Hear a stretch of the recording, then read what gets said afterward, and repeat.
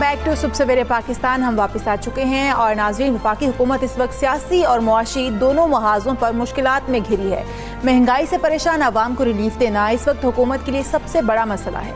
Budget की भी आमद है और अदाद शुमार का गोरख धंधा अगले माह आवाम के सामने पेश किए जाने की पूरी तवक्को है। हाँ जी, बिल्कुल ऐसी है। बजट आएगा और हुकूमत अगले माली साल में पब्लिक सेक्टर डेवलपमेंट प्रोग्राम के तहत जो 900 अरब रुपए खर्च करने का इरादा रखती है, मगर सवाल है कि कर्ज़ों के बोझ तले दबी हुकूमत के लिए क्या ये मुमकिन हो पाएगा। और इस वक्त गुर्बत की लकीर से नीचे अफराद की तादाद जो है वो हम बात करते हैं, रिपोर्ट सामने आती हैं, हर रोज़ बढ़ती चली जा रही है। दूसरी जानिब FBR टैक्स का हदफ 5.5 ट्रिलियन रुपए से ज़्यादा तय करने पर गौर कर रहा है। मगर आवाम को जो नौकरियों की परेशानी है, वो दूसरी बुनियादी सहूलतों की अदम दस्तयाबी तक, क्या टैक्स नेट बढ़ाने की ख्वाहिश हकीकत पर मबनी है या नहीं है?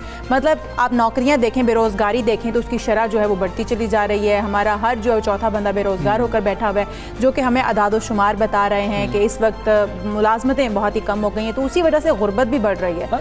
ऐसे ही है ना, नए लोगों को टैक्स नेट में लाना कितना ज़्यादा ज़रूरी है, ना कि जो पहले से मौजूद है उनके ऊपर मज़ीद बोझ डाल दिया जाए। इसी तमाम तर सूरत हाल पर हुकूमत के पास कौन से ऑप्शंस मौजूद हैं, गवर्नमेंट को इस बजट में क्या कुछ करना चाहिए, किधर बेहतरी आ सकती है, बात करेंगे। हमारे साथ मौशी तज्ज़ियाकार मर्चेंट साहब मौजूद हैं। ज़ीशान मर्चेंट साहब, अस्सलाम वालेकुम, गुड मॉर्निंग। वज़ीर ख़जाना शौकत तरीन साहब तो ये कह रहे हैं कि PSDP में इजाफा करके जो है हम ग्रोथ को बढ़ाएंगे, इससे कोशिश की जाएगी। क्या IMF की शराइत होते हुए हम ये कर पाएंगे? आसानी होगी गवर्नमेंट के लिए या बहुत मुश्किल हो जाएगा? कंसेंसस के तौर पे चीज़ों को बहुत डिफरेंटली टैकल करना पड़ेगा और उसी तरीके से अगर हम चीज़ों को बेहतर तरीके से प्लान करके चलेंगे तो कोई वजह नहीं है कि जी आपकी महंगाई भी कम हो जाएगी, कोई वजह नहीं है कि आप एम्प्लॉयमेंट भी जनरेट कर सकेंगे, कोई वजह नहीं है कि आप जो है अपना ग्रोथ रेट जो इस वक्त काफ़ी कम है उसको आप बढ़ा सकते। अच्छा साहब, आपकी टैक्स अमूल पर खासी नज़र है। आप क्या नहीं समझते कि FBR टैक्स बेस बढ़ाने पर तवज्जो देने की बजाय उन अफराद पर मजीद बोझ ना डाले जो पहले से ही टैक्स नेट में है?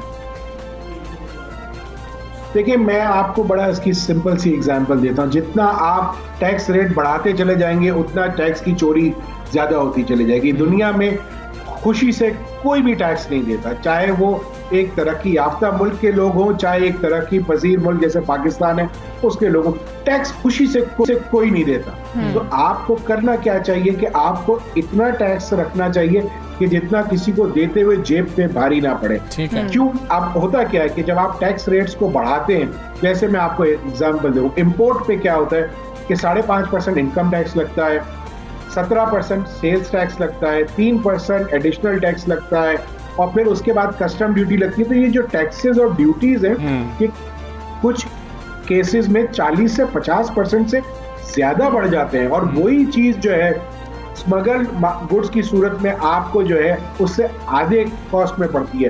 तो कौन ऐसा शख्स होगा कि जो वो आपकी डॉक्यूमेंटेड इकोनॉमी में आएगा? तो आप डॉक्यूमेंटेशन से तो खुद लोगों को भगा रहे हैं क्योंकि आप स्मगलिंग पे कंट्रोल नहीं कर पा रहे। आप जो है स्मगलिंग जो है वो चैनल्स खुले हुए हैं, टैक्सेस के रेट्स हाई हैं, तो एक व्यापारी तो ये कहता है कि यार मुझे तो कम कीमत में माल चाहिए, और जब कम कीमत में माल मिल रहा है तो वो जैसा भी माल होगा वो खरीद लेगा क्योंकि उसे तो अपनी कॉस्ट कम करके अपना मुनाफा ज्यादा करना है। तो ये जब तक एक बिल्कुल ये एक इसमें कोई जैसे कहते हैं रॉकेट साइंस नहीं कि जितना टैक्स रेट कम होगा उतना जो है आपका टैक्स बेस बढ़ेगा, उतना ही आपका टैक्स रेवेन्यू बढ़ेगा। मुझे अच्छी तरीके से याद है कि 2013-14 में मैंने उस वक्त की गवर्नमेंट से ये चीज कही थी कि आप सेल्स टैक्स के रेट को 5% पे फिक्स कर दें, नो इनपुट नो रिफंड, और आपकी जो कलेक्शन है सेल्स टैक्स की वो बढ़ जाएगी। तो मुझे सामने से जवाब गवर्नमेंट ने ये दिया था कि जी आप गारंटी कर लीजिए कि टैक्स बढ़ जाएगा।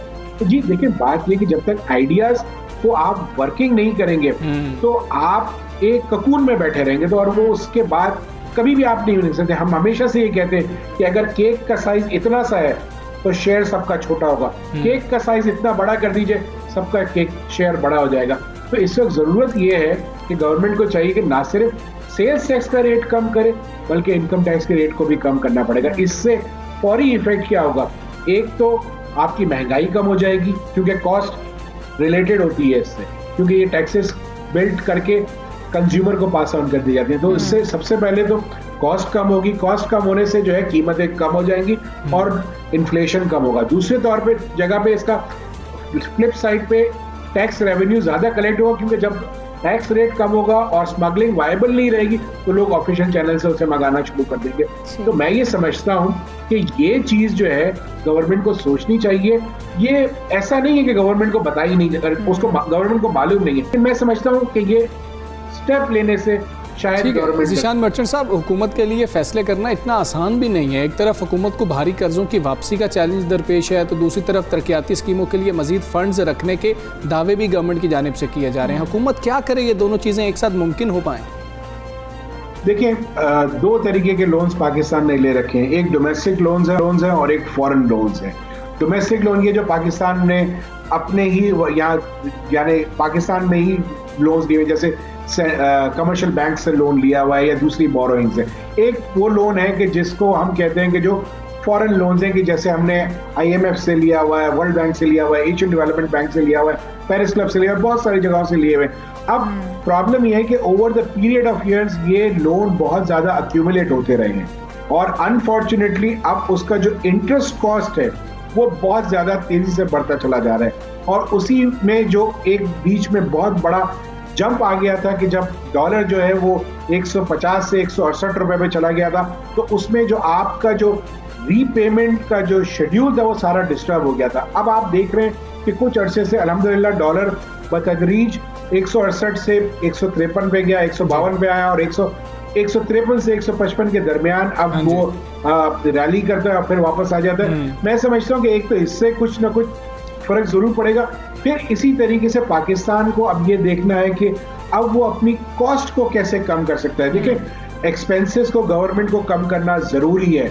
हमें उन सफेद हाथियों को बंद करना पड़ेगा कि जो हमें कुछ कमा के नहीं देते और हम उनको सिर्फ खिलाए जा रहे हैं। आप मेरी बात से बिल्कुल बड़ी क्लियरली अंदाजा लगा लेंगे, वो एंटिटीज जो इस वक्त नुकसान में हैं और जो गवर्नमेंट जिसको ओन करती है, मेरा ये ख्याल है कि अब फोकस ये होना चाहिए कि इन जो बाकी टेन्योर रह गया है इस गवर्नमेंट का, कि इनमें से कोई एक या दो ऐसे आपको फैसले करने पड़ेंगे कि जिसमें एक या दो चीजों को आप व्हाइट एलिफेंट्स को बेच दें और अपने लॉसेस को कम करें।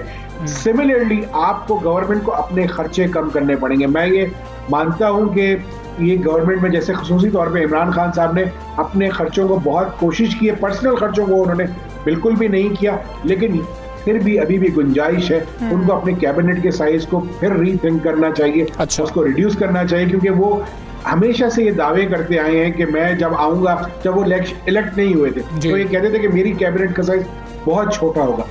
मैं ये समझता हूँ कि जो आपको कहीं ना कहीं टेक्नोक्रेट्स को लाना पड़ेगा और उनको एक मिक्स बना के पॉलिसीज के साथ जब आप चलेंगे तो मैं नहीं समझता कि आप के कोई वजह नहीं रहेगी कि आप अपनी कर्जों की इंस्टॉलमेंट्स को भी दे सकेंगे और आप तरक्याती फंड में भी और तरक्याती चीजों में भी पैसा लगा सकेंगे। हाँ, इसमें एक चीज और जरूर ये करनी चाहिए कि जैसे अब कोविड की वजह से पूरी दुनिया मुतासर है, तो पाकिस्तान को ये चाहिए कि गवर्नमेंट इस वक्त जो है इन लोगों से निगोशिएट करे कि ये जो इंटरेस्ट पेमेंट्स हैं इसको कुछ अरसे के लिए डेफर किया जाए, ताकि पाकिस्तान को भी ब्रीदिंग स्पेस मिले और हम वो जो डेफर होने से जो वो पैसा बचता है फिर उनको हम तरक्याती कामों में लगाएं और उससे फिर इकोनॉमिक साइकिल आपका शुरू हो जाए। तो मैं समझता हूँ कि अगर आप प्रॉपर तरीके से पाकिस्तान अपना केस को पेश करेगा तो कोई वजह नहीं है कि ये डेफरमेंट्स लेने में पाकिस्तान कामयाब हो जाएगा। और जो आप कह रहे हैं कि हम तरक्याती कामों में अगर पैसा लगाने में फिर उससे बहुत अच्छे तरीके से आपकी तजवीज़ भी यकीनन हुकूमत तक पहुंच गई होगी। मर्चेंट साहब, अगले माली साल के लिए 5,500 अरब रुपए का मुमकिन टैक्स टारगेट क्या अचीवेबल है? देखिए, जब इस साल 5,550 अरब का जो टारगेट रखा गया था और हम सब ये कहते थे कि नामुमकिनात में से है, जो कि था, उसको रिवाइज किया गया पहले एक दफा, फिर दूसरी दफा, और अब जब वो फाइनल पोजीशन पे है 4,700 के लगभग, अब हम ये समझते हैं कि ये अचीवेबल टास्क है। अच्छा, आप अगर इसको पिछले साल से कंपेयर करें तो पिछले साल या पिछले 2 सालों या पिछले 3 सालों के मुकाबले में अब जो इस वक्त तक की अभी तक की टैक्स की कलेक्शन है वो पिछले 2-3 सालों के मुकाबले में हमने अपने टारगेट को ना सिर्फ अचीव किया है जो मंथ और मंथ टारगेट था, बल्कि उसको सरपास भी किया है। उसकी वजह जो इम्पोर्टेंट रही कि आपकी इकोनॉमी जैसे टेक्सटाइल सेक्टर है उसने बड़ा भरपूर तरीके से काम किया, आपका सर्विस सेक्टर जो है बहुत अच्छी तरीके से काम कर रहा है, तो उससे उसकी वजह से जब एक्सपोर्ट्स बढ़ती हैं तो टैक्स रेवेन्यू जनरेट होता है। इसी तरीके से जैसे अब आप टेक्सटाइल के ऊपर ध्यान दे रहे हैं, मैं समझता हूँ कि अब आपको आईटी सेक्टर के ऊपर बहुत अच्छी तरीके से ध्यान देने की जरूरत है। उसकी वजह ये है क्योंकि आप पिछले कई सालों से जो है वो $1 बिलियन की एक्सपोर्ट आईटी में करने से उसको क्रॉस नहीं कर पा रहे थे, और इस साल पे ना सिर्फ आपने $1 बिलियन की एक्सपोर्ट को क्रॉस किया बल्कि अब आप $2 बिलियन की एक्सपोर्ट को एम कर रहे हैं। ठीक है, आप इस बात का अंदाजा इस तरह से लगा सकते हैं कि इस वक्त पोटेंशियल आईटी सेक्टर में इतना ज्यादा है कि आपका पड़ोसी मुल्क इंडिया जो है इस वक्त वो तकरीबन $250 बिलियन की एक्सपोर्ट कर रहा है जी। तो पाकिस्तान तो अभी $1 बिलियन को क्रॉस किया है। पोटेंशियल कितना ज्यादा है आईटी सेक्टर को। सर्विसेज सेक्टर इस वक्त आपका 52% आपका जो जीडीपी है उसका रेवेन्यू का उसमें शामिल करता है। मेरे ये ख्याल से इस आईटी सेक्टर को, सर्विसेज सेक्टर को आपको बढ़ाना पड़ेगा, और कोई वजह नहीं है कि हम ये टारगेट्स अचीव ना कर सकें अगर हम पॉलिसीज को कंसिस्टेंट रखेंगे। आप कोई मेजर ऐसे फ्लक्चुएशंस नहीं लेके आते बिजनेसेस में, तो कोई वजह नहीं है कि पाकिस्तान में आप ये टैक्स के टारगेट्स को अचीव नहीं कर सकते। मुश्किल जरूर होगा, अचीवेबल हैं। बहुत शुक्रिया आपका ज़िशान मर्चेंट साहब, आप 92 न्यूज़ से बात कर रहे थे। सबसे पहले पाकिस्तान का आप हिस्सा बने, अच्छा अचीवेबल है उन्होंने कहा कि, और उन्होंने बात मानी कि पहले जब रखा गया था पिछले साल तो सब जो है मुआशी तज्जिया घर यही कह रहे थे कि ये अचीवेबल नहीं है, लेकिन अब हमें लग रहा है कि बात जो है वो मुमकिन है। लेकिन देखते हैं क्योंकि हुकूमत जो है वो इस वक्त 2-3 महाजों पर इकट्ठी जंग लड़ रही है, कर्जों के बोझ तले भी दबी हुई है। जब बजट आएगा तो फिर देखेंगे क्या होता है। कोरोना की जो सिचुएशन है ना, ये बहुत ज़्यादा ख़तरनाक भी रही है और अभी भी है, और हुकूमत के लिए बहुत ज़्यादा मुश्किलात इसकी वजह से भी आई हैं। हमें कितनी दफ़ा लॉकडाउन में जाना पड़ा, वापस आना पड़ा, तो मुआशी महाज पे जो है हुकूमत के लिए मुश्किलात तो हैं। आगे चलेंगे, पंजाब की बात कर लेते हैं। तो पंजाब के सरकारी मुलाजमीन के लिए भी अच्छी खबर है। सरकारी मुलाजमीन की तनख्वाहों में अलाउंस में जो फ़र्क है वो दूर करने के लिए वज़ीर आला पंजाब ने काबिल तहसीन फैसला किया। बिल्कुल ऐसा ही है, तनख्वाहों में इजाफे की मंजूरी दे दी है। वज़ीर आला उस्मान बुज़दार ने 15 और 10% स्पेशल अलाउंस की तजवीज़ मुस्तरद करते हुए हिदायत जारी की है कि सरकारी मुलाजमीन को 25% स्पेशल अलाउंस दिया जाए। हाँ जी, आप देख लें कि 10 से 15 की जो थी वो तजवीज़ थी और उन्होंने 25% की बात की है। वज़ीर आला पंजाब उस्मान बुज़दार की हिदायत पर ग्रेड 1 से लेकर ग्रेड 19 तक जो हैं 7,21,000 से ज़ायद सूबाई मुलाजमीन है जिनको स्पेशल अलाउंस दिया जाएगा, और पहले से जो स्पेशल एग्जीक्यूटिव अलाउंस लेने वाले मुलाजमीन है वो इससे फ़ायदा नहीं उठा सकते। बिल्कुल ऐसा ही है, मतलब ये नहीं था कि पहले जो अलाउंस ले रहे थे उनको दोबारा से मिल जाएगा, जिनको पहले इस लिस्ट में शामिल नहीं किया गया था ये वो होंगे मुलाजमीन। दूर करना है ना एक्चुअली।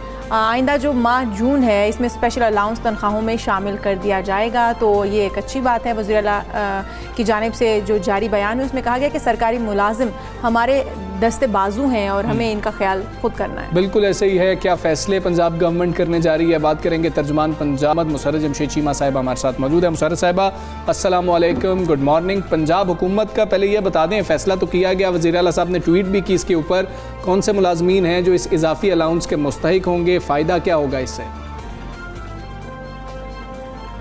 बिस्मिल्लाहिर्रहमानिर्रहीम, बहुत शुक्रिया एंड वेरी गुड मॉर्निंग।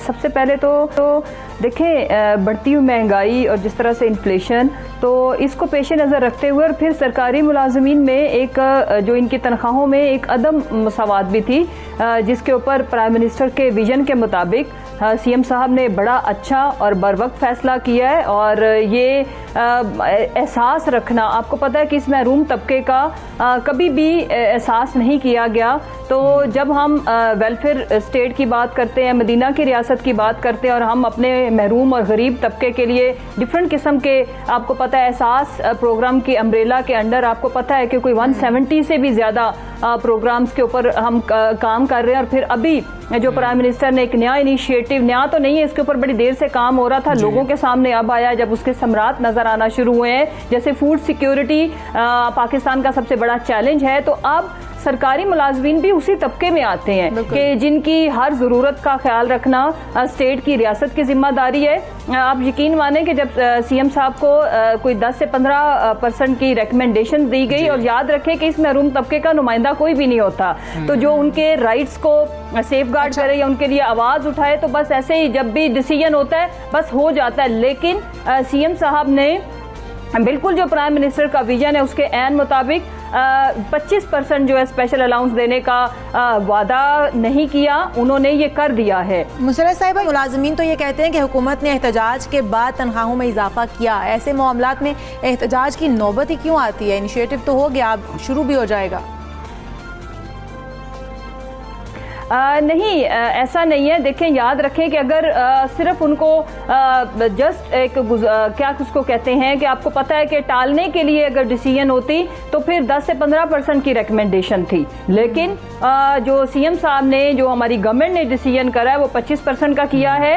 और देखें, ये फैसला तो होना ही था, लेकिन उन्होंने अपने राइट्स के लिए अगर आवाज़ उठाई तो इसका मतलब ये नहीं है कि अगर किसी ने प्रोटेस्ट किया तो इस चीज़ को कैटर किया गया। ये ऑलरेडी प्राइम मिनिस्टर साहब ने इंस्ट्रक्शंस दी हुई थी कि हमारा जो महरूम तबका, उसमें ये लोग भी आते हैं और इनको भी महंगाई का उतना ही उससे ये मुतासिर होते हैं। तो ये बड़ा खुशाइंद और बड़ा ज़बरदस्त फैसला है जिसको हमें अप्रिशिएट करना चाहिए, जिसमें जो एक ग्रेड 1 से 19 तक के जो मुलाजमीन है उनको 1 जून की जो उनकी सैलरीज है उसमें 20% इंक्रीज के साथ स्पेशल अलाउंस मिलेगी। लेकिन इसमें जो पहले से जिनको किसी किस्म के अलाउंसेस मिलते हैं स्पेशल, वो इसमें शामिल नहीं होंगे। और आगे इंशाअल्लाह ताला जो मैं आने वाला टाइम देख रही हूँ, जिसमें जब भी हम ये बात करते थे पिछले साल कि अगला साल बहुत बेहतर होगा, लेकिन अल्हम्दुलिल्लाह अगर हम कोविड की सिचुएशन को देखें उस पर हमारी गवर्नमेंट ने बड़े अच्छे तरीके से काबू पाया। वैक्सीनेशन में हम तेज़ी से गामजन है और हम अपने अहदाफ को कंप्लीट करने जा रहे हैं। जहाँ तक रह गई हमारी इकॉनमी, फर्स्ट टाइम पाकिस्तान में रुपए की कदर बढ़ रही है। Otherwise more than 50 to 60% decline आता था। अभी अल्हम्दुलिल्लाह हम अपने जो हमारी जो इकोनॉमी है वो एक्सपोर्ट की बजाय इंपोर्ट की बजाय एक्सपोर्ट की तरफ जा रहे हैं, तो चीज़ें बड़ी ज़बरदस्त हो रही हैं। ठीक है मुसर्रत साहब, ये फरमा दीजिएगा कि तनख्वाहों में ये जो अलाउंस है उसमें 25% इजाफा तो कर दिया गया वज़ीर आला साहब की जानिब से। ख़जाने की बात कर लेते हैं, ख़जाना ये बोझ बर्दाश्त कर पाएगा? कितना फ़ंड रखा गया उनके लिए? देखें, सबसे इम्पॉर्टेंट चीज़ ये है कि जब इस मुल्क में ख़जाने के साथ ये भी हुआ कि आपका हेल्थ का, आपकी एजुकेशन का बजट ऐसे मंसूबों में झोंक दिया गया जिसका कोई उतना आउटकम नहीं है, जिसके ऊपर आपने भी बेशुमार प्रोग्राम किए, लेकिन प्राइम मिनिस्टर इमरान खान का जो विजन है जिसको एग्जीक्यूट कर रहे हैं सरदार उस्मान बुज़दार साहब के, ह्यूमन डेवलपमेंट कम्स फर्स्ट। और ह्यूमन डेवलपमेंट में जो एक महरूम और गरीब तबका, उनके सैलरी स्ट्रक्चर भी आता है ताकि वो अपनी आम रोज़मर्रा ज़िंदगी की जो ज़रूरियात हैं उनको वो मीट कर सकें। तो इसलिए हमारा मतमा नज़र पहले भी ह्यूमन डेवलपमेंट था, अभी भी है, और ये उसी का पहलू है कि जब हम एक गरीब तबके को एहसास प्रोग्राम के तहत जब हम उनको हर तरह से नवाज रहे हैं तो फिर ये मुलाजमीन भी उसी में आते हैं और इनको भी हमें लुक आफ्टर करना है। और इंशाल्लाह ये तो अभी कुछ भी नहीं है, आप आने वाला टाइम देखेंगे। मैं फिर आज ये आपसे बात करती हूँ कि अगला साल इससे बहुत बेहतर है, बिकॉज आपको पता है कि हम अपनी बिजली प्रोड्यूस करने जा रहे हैं, 10 से ज़्यादा डैम्स के ऊपर काम हो रहा है। तो इंशाल्लाह आप देखेंगे कि पंजाब गवर्नमेंट बिल्कुल उसी तरह जो एन विजन है आपके प्राइम मिनिस्टर का, और वो विजन क्या है, वेलफेयर स्टेट, मदीना की रियासत, इक्वल डिस्ट्रीब्यूशन ऑफ रिसोर्सेज, और इक्वल डिस्ट्रीब्यूशन में हमारे सरकारी मुलाजमीन का भी उतना ही हक है जितना किसी और आम शहरी का। मुसर्रत साहिबा, ये भी बताएगा, विफाक में तो सरकारी मुलाजमीन की जो इंक्रीमेंट लगाया जाएगा या फिर उनको प्रमोट किया जाएगा वो उनकी कारकर्दगी की बुनियाद पर किया जाएगा, क्या पंजाब में भी कोई ऐसा प्लान है? देखें, वो एक अलग चैप्टर है, वो है रिफॉर्म्स का, कि ब्यूरोक्रेसी के अंदर भी ये बहुत ज़रूरी है कि जो सरकारी मुलाजमीन है, नॉट ऑल, कुछ ऐसे हैं जो सिर्फ 9 to 5 टाइम पूरा करने आते हैं, they are looking at the watch कि कब ये ख़त्म हो, और वो वर्क बिल्कुल, क्योंकि जब आप एक सरकारी स्ट्रक्चर के अंदर आ जाते हैं तो उसमें कोई एवेल्यूएशन का, कोई परफॉर्मेंस का क्राइटेरिया ही नहीं है। बड़ी बदकिस्मती है ये, यही वजह है कि जो आहो बका आती है कि सरकारी जो ऑफिसर्स या मुलाजमीन होते हैं वो अवाम को उस तरह से सर्विस नहीं देते। लेकिन ये हमें याद रखना पड़ेगा कि इसी अवाम के, गरीब अवाम के टैक्स के पैसे से उनको सैलरी और सारा कुछ मिलता है, तो उसके लिए बिल्कुल काम हो रहा है। कि जो आपकी प्रमोशन होगी वो उसके लिए एक क्राइटेरिया होएगा, और उसके अलावा इनके ऊपर भी चेक एंड बैलेंस के ऊपर, ताकि एक अच्छी परफॉर्मेंस और एक इन कंपटीशन की इन्वायरमेंट के जो अच्छे परफॉर्मर होंगे उनको एप्रिसिएशन और इन शेप ऑफ मनी या कुछ अवार्ड्स वगैरह की शक्ल में, ताकि यहाँ पे क्या है कि जो काम करता है नहीं करता है इंसेंटिव्स बराबर है, जो खिदमत कर रहा है, या कुछ ऑफिसर्स ऐसे हैं जो 24/7 काम करते हैं, कुछ ऐसे हैं जो 9 to 5 भी नहीं करते। तो ये चीज़ें भी बड़ी डिस्करेजिंग है फिर उन लोगों के लिए जो मेहनत करते हैं, और जब रिवॉर्ड इक्वल है तो फिर लोग डिस्करेज होते हैं, जो परफॉर्मर है वो भी ऐसे इन्वायरमेंट से कुछ सीखने के बजाय। तो इंशाल्लाह हम आपको मल्टीनेशनल वाला इन्वायरमेंट सरकारी ऑफिसर्स का भी उसके ऊपर काम हो रहा है कि इनकी एवेल्युएशन और फर्दर प्रमोशंस एंड इंक्रीमेंट्स उनके ऊपर वो एक सर्टेन किस्म का कोई चार्ट होगा, या क्या अभी चूंकि कबल वक्त है उसका जो फाइनल स्ट्रक्चर जब आएगा तो वो फिर हम इंशाल्लाह ताला आवाम को भी उससे आगाह करेंगे, और फिर जो सरकारी मुलाजमीन है उनके ऊपर ये लागू होगा, और ये होना चाहिए एफिशिएंसी के लिए, अच्छी परफॉर्मेंस के लिए, ताकि आवाम जब इनके आपको पता ही है कि बड़ी बदसलूकी होती है समटाइम्स, और ये जो सिफारिश का कल्चर है, पॉलिटिकल इन्फ्लुएंस, ये तभी खत्म होएगा जब उनको पता हो कि उन्होंने ये जो बंदा मेरे पास साइल आया है, ये इसके पैसे से मेरी सैलरी आ रही है। तो ये चेक एंड बैलेंस इंशाल्लाह हम इसके ऊपर वी आर वर्किंग, और ये बहुत ज़रूरी है कि अगर हम चाहते हैं जैसे पूरी दुनिया के अंदर जज़ा और सज़ा का कॉन्सेप्ट है, तो सरकारी तबका भी इससे मुबर्रा नहीं होना चाहिए। बिल्कुल ठीक है मुसर्रत साहब, आप बहुत शुक्रिया आपका। सबसे मेरे पास हिस्सा बनी आप बात कर रही थी, लेकिन जो पंजाब के जो हैं मुलाजमीन हैं 1 ग्रेड से लेके 19वें ग्रेड तक, उनके लिए ये एक अच्छा फैसला किया गया वज़ीर आला पंजाब की जानिब से। और जो लोग पहले से ऐसे कोई भी इंसेंटिव्स ले रहे हैं, या फिर जिस तरह के अलाउंसेस, जो स्पेशल अलाउंसेस की बात हो रही है वो ले रहे हैं, तो वो इस लिस्ट में शामिल नहीं है। इस लिस्ट में वही लोग शामिल हैं जो कि पहले से अलाउंसेस जिनको नहीं मिल पा रहे। हाँ जी, हम एक ब्रेक लेंगे, ब्रेक के बाद वापस आएंगे। Stay with us.